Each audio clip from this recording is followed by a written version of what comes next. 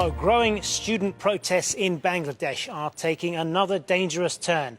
In the past few hours, police have fired tear gas to try to break up student demonstrations in the capital, Dhaka.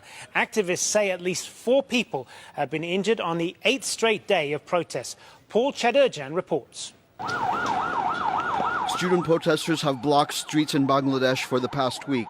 They're demanding government action to improve road safety. 2 young students were knocked down and killed by a bus last week. Traffic accidents kill at least 7,000 Bangladeshis every year. We have been protesting on the roads for a few days with some of our demands. We are demanding justice for those students of the college killed by a bus, and we want safe roads. Over the weekend, the peaceful protests became violent when police tried to break up the crowds. Rubber bullets and tear gas were fired at demonstrators. The government ordered schools and bus services to shut down. Bus drivers say they were attacked. We stopped running our buses as students attacked and damaged our vehicles. We cannot go on the roads. Students hit our drivers, so no vehicles could move. The government's trying to quell the violence by cutting internet services to cripple social media and censoring both Bangladeshi and international media.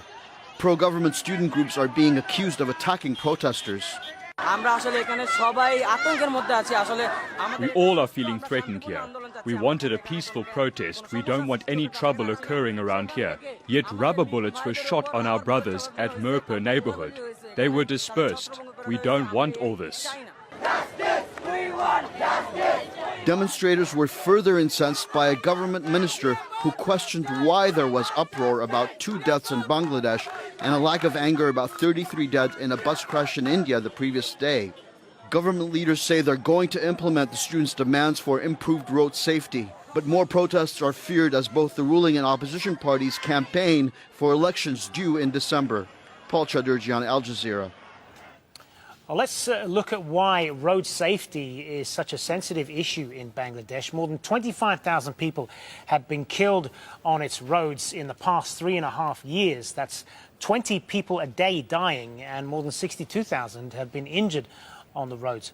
Well, joining us now via Skype from Dhaka is Shahidul Alam. He is a photographer and social activist. So as we've been saying, these protests were sparked by 2 teens who were killed in a road accident. But is this all about road safety, or is there something larger going on here? Very much larger. This has been going on for a very, very long time. It's an unelected government, so they do not really have a mandate to rule, but they've been clinging on by brute force. The looting of the banks, the gagging of the media. You mentioned just now that mobile internet is currently switched off. The extrajudicial killings, the disappearances, the need to give protection money at all levels, bribery at all levels, corruption in education. It's a never-ending list. It's been huge.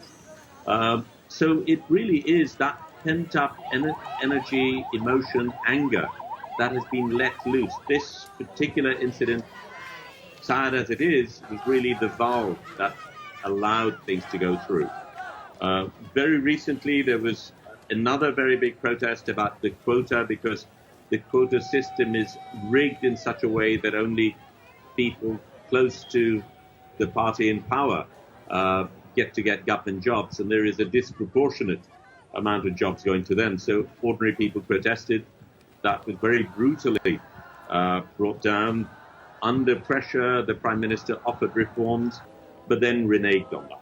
So this time, that's also part of the reason. So this time, when the students did go on protest, again, it went to a situation where they could not control it. And the Prime Minister has promised that she will cede to the demands. But of course, people no longer believe. She has no credibility.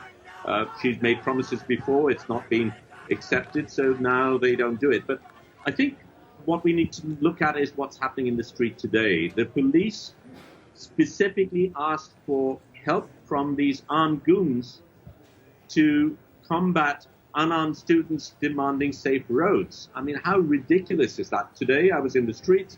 There are people with machetes in their hands chasing unarmed students, and the police are standing by watching it happen.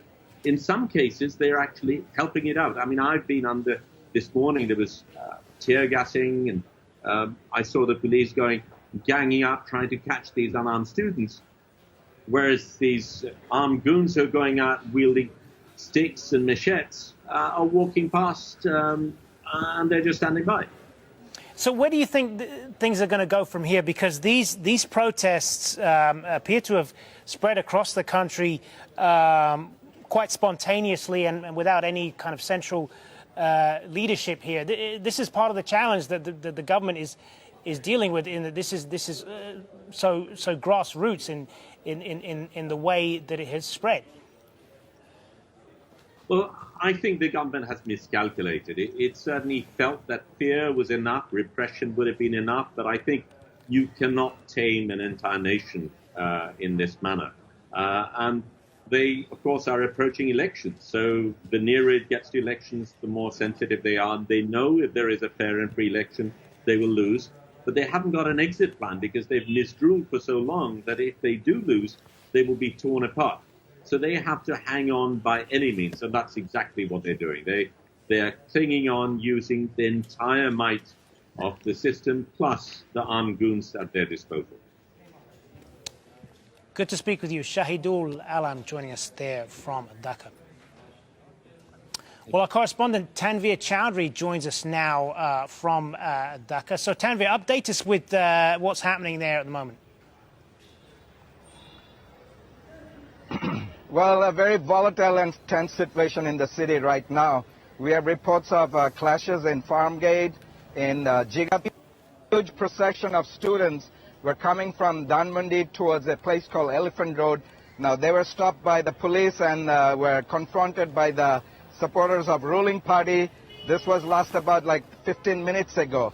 Now, there was a clash in the area of Dhanmondi between police and the pro-government supporters. At least 5 journalists were injured. They were beaten up. Among them were AP photojournalists and others were from the local media.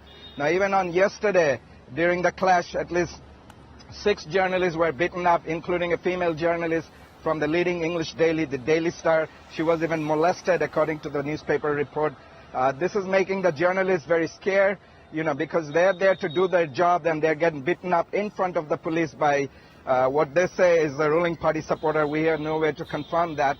Now, I spoke to some ruling party supporters who brought out a procession in the Dhaka University campus. One of their leaders told me that, look, we were not the one who attacked us yesterday. It was the students who attacked our office and we just confronted them. And he said many of the things you're seeing in the social media are Photoshop items. They're really more than that. So they had their own version. Of course, there are some items that are possibly be questioned in the social media. But the city right now, what was a social movement against traffic safety is more and more turning out to be taking a political dimension rather, and the situation in some part of the city as of now is still tense. You can see behind me a very busy road. There's hardly that much traffic. People are not getting out.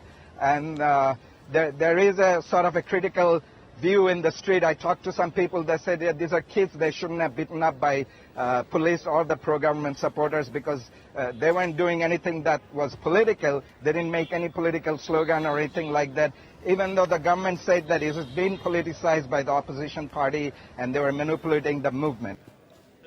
Tanveer, thank you. Tanveer Chowdhury in Dhaka for us.